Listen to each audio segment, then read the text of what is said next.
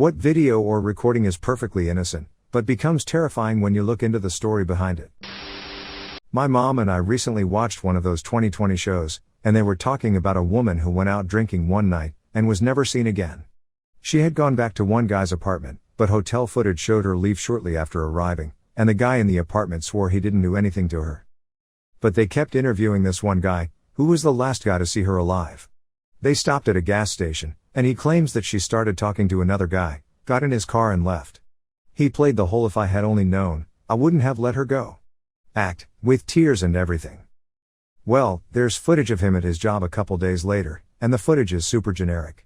He has a cooler on a rolling cart, and he's putting it in a freezer. He worked for a food production company.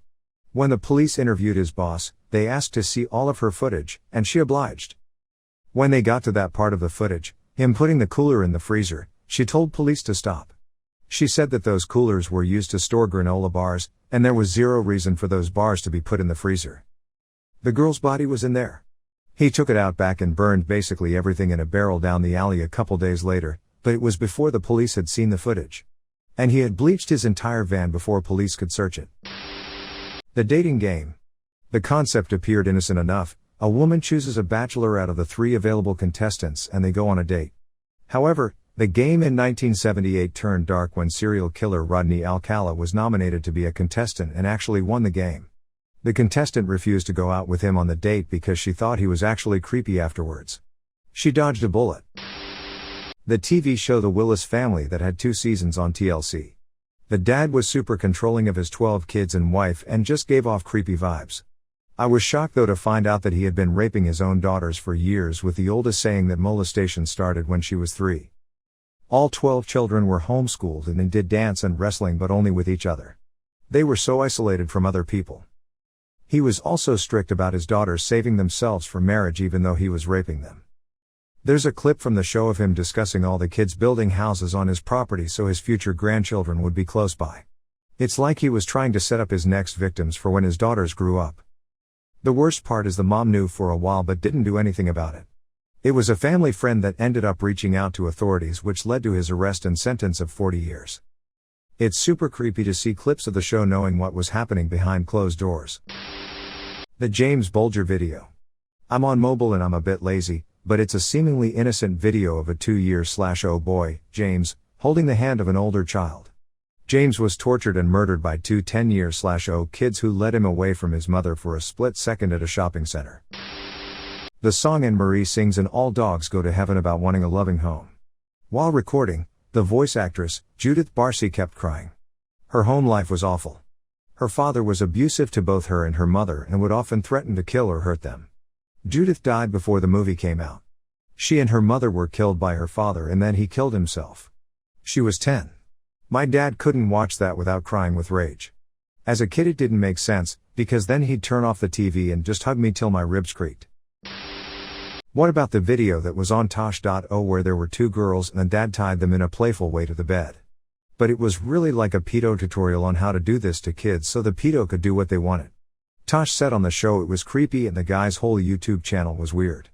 A few months later the FBI or something investigated it, and it turned out the guy was a pedo abusing the girls and exploiting them on his kid's YouTube channel. That video looked creepy innocent until you find out the real story. Reminds me of that picture of 2 girls on their knees eating whipped cream off an older guy's knees. The girls are smiling, probably thinking they're playing some goofy game. When obviously in reality the guy is grooming them to normalize that behavior. I hope those girls are okay. One day I saw a news report on a woman's body dropped in a lake. The police were still looking for the body. They interviewed a man who said that could have been someone's mother. A few hours later they find out the body was that man's mother. That's sad shit, man. I'm from Czech Republic and on YouTube, there's a video of a Who Wants to Be a Millionaire contender Viktor Kolivoda. He's a pretty smart guy and performs better than well. However, later he's become one of the most famous mass murderers in the history of our country. That Woodbam video always gives me goosebumps. There was a picture of a 16 to 17-year-old girl floating around very briefly years back. It was just an innocent picture of some teen posing for a photo. Look deeper into it and it turns out the girl was from a rich family and had a drug problem. She got into an argument with her dad, stormed out and stole his car, did a bunch of coke, then crashed into a bridge going hella fast. She was killed instantly. As sad as that is, the fucked up part is why the photo was being passed around. Somehow the photos taken as the scene of the crash found their way online and horrifically cruel people decided to send out fake memorial emails to this girl's family. Opening the email seemed innocent enough. A heartfelt subject about how terrible this was, a photo of this girl before she died, but scroll any further and there were the pictures of her corpse with messages taunting her loved ones. I found one of these messages and her body was not in one piece. It was mangled. Seeing your daughter's corpse is one thing, seeing it in that state is something else, but to have people playing with it online for no other reason than to hurt you is unthinkable. Ike about innocent, but if you cut out the ending, the video leading up to Bud Dwyer's suicide seems so normal. Just another guy on TV getting harassed by reporters over the latest controversy. If it had cut there, you could air it on the evening news and nobody would know someone died less than 20 seconds later. Just disturbing. For anyone daring enough to look it up, don't watch it if you have a weak stomach. So much blood. There was a celebrity in the UK called Jimmy Savile who presented many BBC programs in the 1970s, especially ones with a younger audience. He did a campaign for seatbelt awareness and was a patron for many charities for the vulnerable. He was probably the most loved celebrity for decades. After his death he was revealed as the country's worst child sex offender who used his fame and proximity to children to abuse them. Any picture or TV footage of him near kids was probably shot just before or after he'd assaulted someone. Dr. Nasser's sports medicine videos. He's one of the docs for USA Gymnastics and has had a ton of videos on his website of him demonstrating various sports med techniques and treatments. It looks professional on the surface. The thing is, some of his techniques are totally made up. Some techniques he demonstrated on video he would digitally penetrate, finger, young girls in the vagina and anus. He performed these techniques on hundreds of young girls under the guise of it being for their health and sometimes directly in front of their parents, sometimes while aroused. Watch Athlete A on Netflix if you want the story on this scumbag.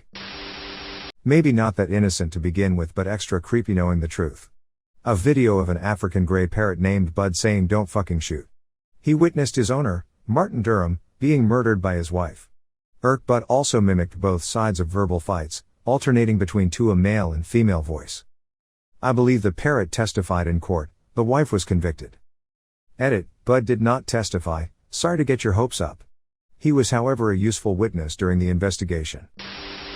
Next door neighbor security footage of a disturbingly calm Chris Watt loading up his work truck in the morning with the bodies of his recently strangled pregnant wife and 2 young children, to dispose of them. Absolutely fucked up. In a recent interview he said the kids were still alive in that video and took their lives at the dump site.